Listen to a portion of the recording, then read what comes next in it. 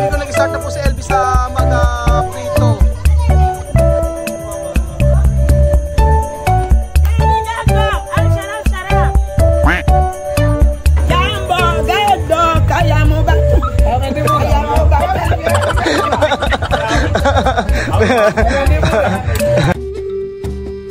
Si Kuya Roel ang inyong pong kaibigan dito sa Ecuador.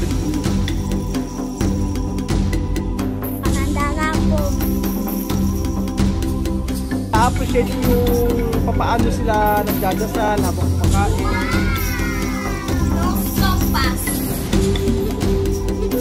At ako ang inyong amigo dito sa Equatorial Guinea, Puerto Bata. Magandang hapon po sa inyo mga amigo. Nandito po tayo sa Lansangan. Nandito po tayo sa bakuran nila Mama Nina. At hapon na tayo nagpunta dito ngayon. At katatapos lang po mga amigo ng feeding program. So ngayon po ay nagbablog na rin si Strubio. Abla, hello vlog. Hello vlog. Welcome to my channel. Welcome to my channel. Welcome to my channel. Okay, thank you. Thank you. What's my channel, my friend? Yes, my friend. Thank you. Ano to? Ayan. Kahapon sabi ko kay Chamame, bumili sila ng hotdog. At meron ako ituturo sa kanila na pwede niyang ibenta. So, ayan. Buenas tardes, Marites. Buenas tardes, Tolits. Tolits. Bago. Tolits. Buenas tardes, Tolits. Ano my test? Nagkakabulol-bulol ha. Tolits. Ano? Tol, ano ang latest? Ano kaya ang gagawin ni Chesesa dito? Siyempre alam niyo na kung ano ito. Kaya esto, Chamame. Maruya. Maruya pasa mucho. Maruya, nagustuhan nila yung maruya mga amigo. Pero huwag nang lalagyan ng asukal. At ayaw nga nila na sobrang tamis. Tapos matamis naman yung saging na dito. So ito ang ginagamit namin mga amigo sa paggawa ng maruya. Ayang ganyang saging. Yung medyo mahilaw-hilaw na. Yung semi-maduro ang tawag nila eh. Hindi siya hinog, hindi siya hilaw. Ganon. Magulang. Ayan po, magulang. Napakasarap po ng maruya mga amigo. Ang dami nagtatanong kung ano daw ba lasa ng platano. Lasa rin po siyang saba mga amigo. Kaya for sure ay masasarapan po kayo pag natikman niyo po itong platano. So ngayong araw po mga amigo ay tutulungan ko sila sa Mame na magbenta ng Jolly Hot Dog. Ayan, meron ditong hotdog. Alam niyo po yung hotdog dito mga amigo, ini-steam ko lang o minsan pinapakuluan ko lang, okay na, masarap na, hindi ko pinipirito. Pero ayan, ngayon ipipirito naman natin siya at gagawa tayo ng Jolly Hotdog. Total napakaraming tinapay dito. Pwede na itong tinapay na ito sa ating Jolly Hotdog. May nag-request dito eh. Tapos syempre merong keso, may cheese, at saka merong ito, may mayonesa at saka ketchup. Buenas tardes, guapo. Buenas tardes, Kuya Raúl. ¿Cómo está, guapo? Pues más o menos bien, lo que cabe. La verdad que estoy un poco así. Preparar. Un pequeño problema que. ¿Problema de qué? Tengo que solucionar. Allá. Ajá. No, yo explicar. No.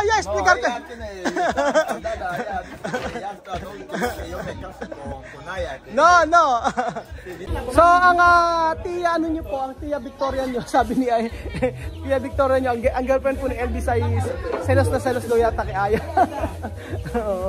Pero nag-usap naman kagabi kasi video call ko si yung girlfriend ni Elvis kagabi. Ka-video call ko tapos nakausap ko, tapos kausap din niya si Aya. So namang problema pala itong si Elvis, masyado nang dinadamdam. Love na love kasi ni Elvis itong girlfriend niya na Pilipina, mga amigo. So ngayon nang kinakamusta ko siya, sabi niya ay not good daw, not good kasi galit daw sa kanya si Victoria. So merong love triangle. Hindi. Sabi ko kasi kay Victoria, wala lang 'yun. Tapos sabi ni Aya, ano ka ba? Wala lang 'yun, nagkausap sila kagabi. Nag-hi, hello, ganun po. Mga Marites, mambenta tayo. Jollibee Dog. Toda la comida que Kuya Raúl me ha enseñado ahora a vender. Ay, mga Marites, espera, money. Pwedeng pakawalan sila sa mga kahit wala ako dito, makakapag tinda po sila mga amigo. Kagaya yan yung Maruya, alam na nila kung paano magtimpla. Tapos yung pakpak ng manok. Sabi ko kay Elvis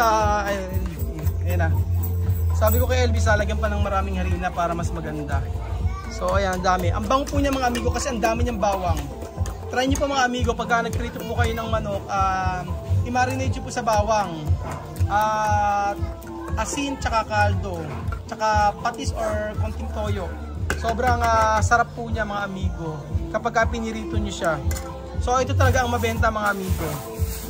And then sabi ko nga sa inyo, syempre kapag araw-araw iba-iba yung nakikita nilang paninda, marami pong bibili.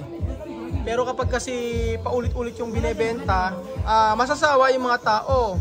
Pero alam niyo po yung ito, hindi sila sasawa dito sa Maruya. Dito si Lorena, di ba? Takot na hindi umuwi. Ando naman si Sandra sa dulo. Oh.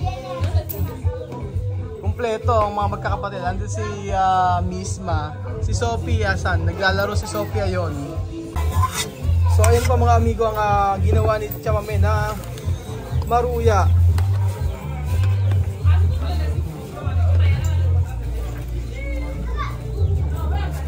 Nilagyan po niya mga amigo ng cornstarch. Sabi ko kapag naglagay ng cornstarch at harina, mas crispy.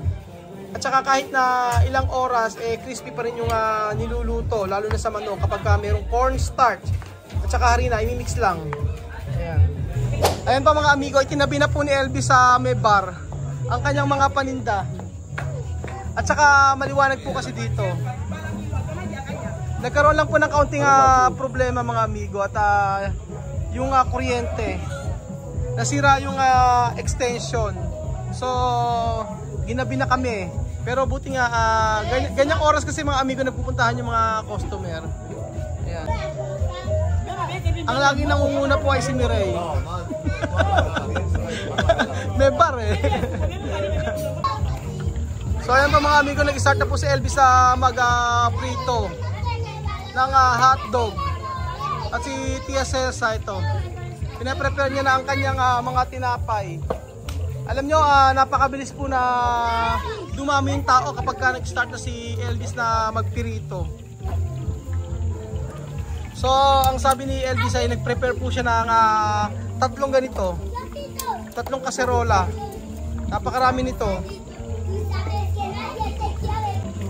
Ang totoo po mga amigo, abang na abang po yung mga kapitbahay ni Tia Mame sa mga ibinebenta niya. Kasi halos araw-araw iba-iba po yung binebenta ni Tia Mame.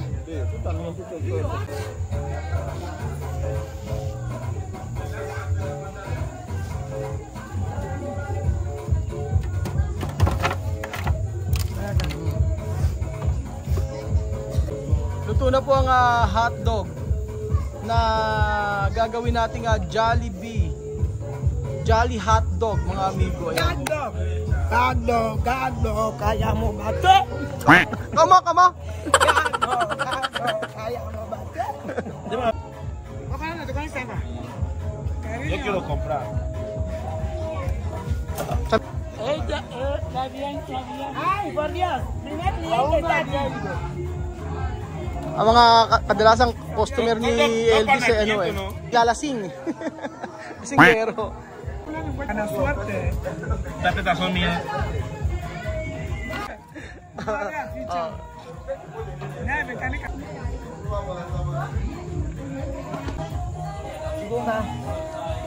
Está bien. No. Hermano. Está bien con Castel. Quiero comprar 500 yen de tu.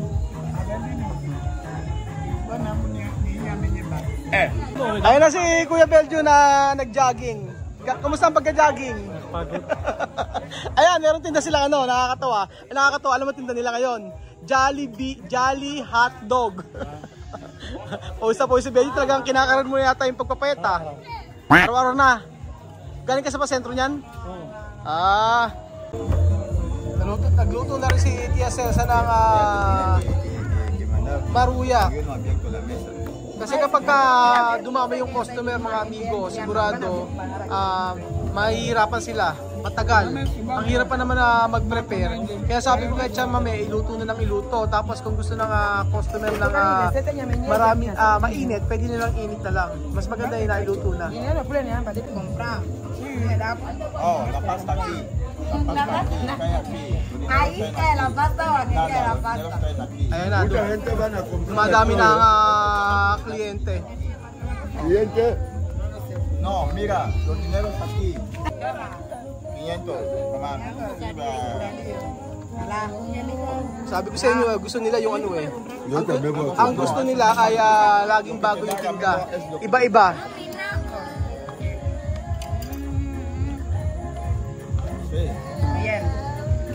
Ano? Tukar comer? mga nakaabang.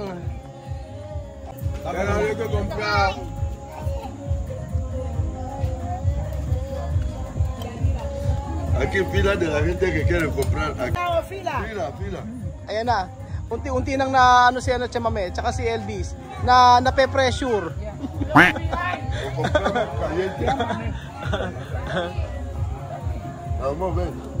Malaki ang tubo mga amigo.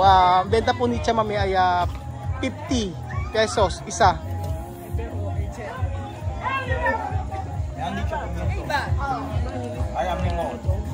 Ito laging bumibili to.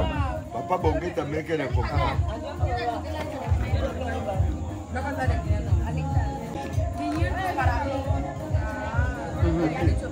Grupo aquí.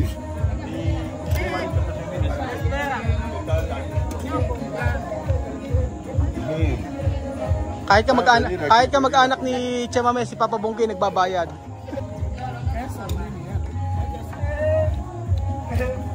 Buenas tardes. Gracias. Si Mireille laging bumibili. Suke.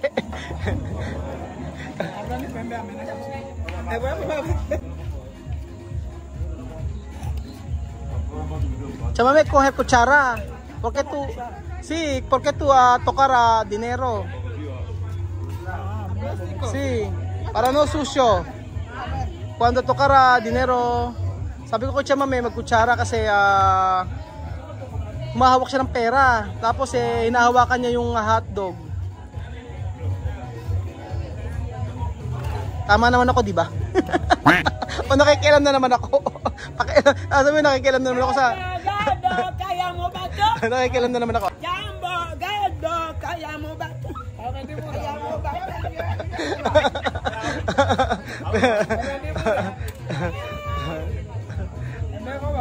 Propaganda, ahí la ven.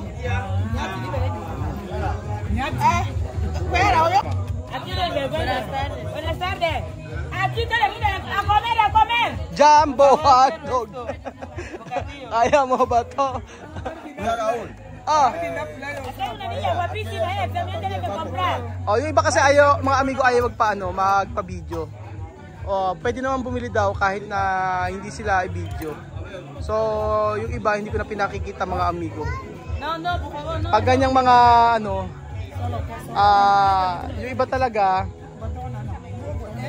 yung iba talaga, bumibili naman pero sabi wag daw i-video. Tapos napansin ko mga amigo, merong ayaw ng ketchup. Tapos ang gusto yung cheese lang at saka yung mayonesa.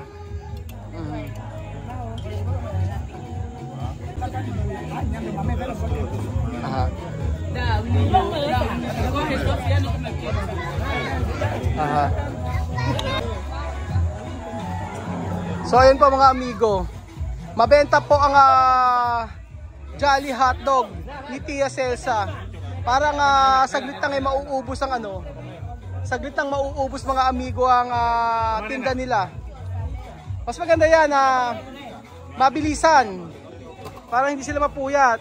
Kadalasan daw po mga amigo, umaabot ng alauna sila Elvis nagtitinda dito.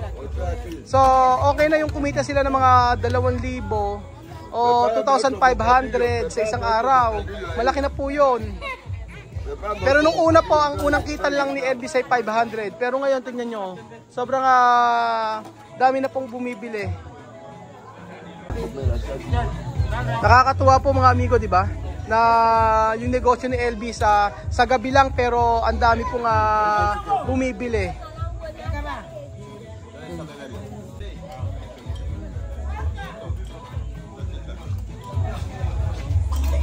Mas bumenta yung mga amigo yung Jolly Hotdog. mas bumenta ngayon. Pero yung alas dito po sa may bar, may order. Umorder po ng 1,000 mga amigo. So ihahatid na nagpe-prepare si Elvis, nagluluto na ng pakpak ng manok. 1,000 pesos po mga amigo o 10,000 yung in-order. Kaya malaking bagay po yung meron ditong meron ditong bar. Kasi ang daming bumibili. Kaya po mga amigo, nakakatuwa, di ba? Na makita yung ganitong negosyo. Nakakatuwa rin na si Tia Cesa ay talagang supportive kay Elvis sa negosyo.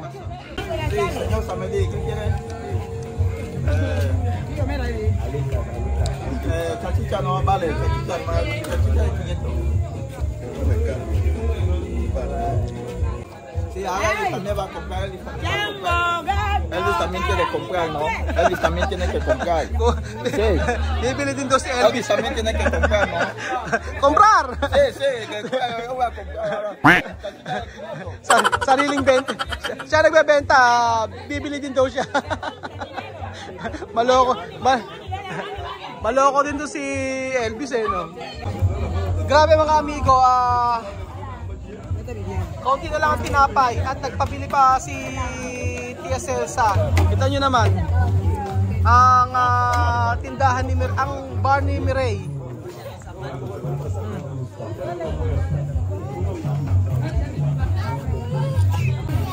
Ayan, malapit nang maluto yung manok.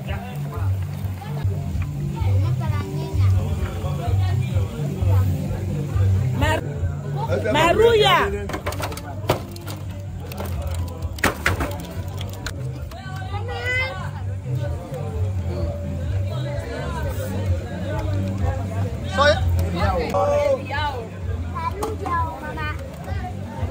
So, ayan po mga amigo, umuulan na. Kailangan na namin mag-evacuate. Kailangan namin ibalik. Kailangan namin bumalik dito. So ayun pa mga amigo, ako po yung magpapaalam muna at nag-evacuate na kami. Medyo umuulan na po, buti na lang meron ditong tabing. Maraming salamat po sa panonood ng video na to at kita-kita ulit tayo bukas sa mga amigo. Nakakatuwa po mga kababayan ko na ang Maruya, ang Jolly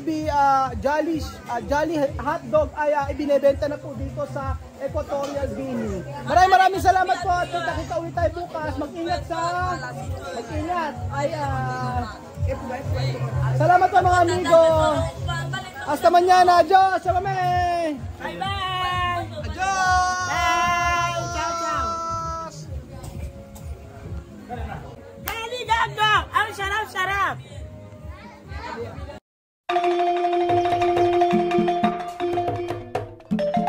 Na-appreciate ko yung paano sila nagdadasal.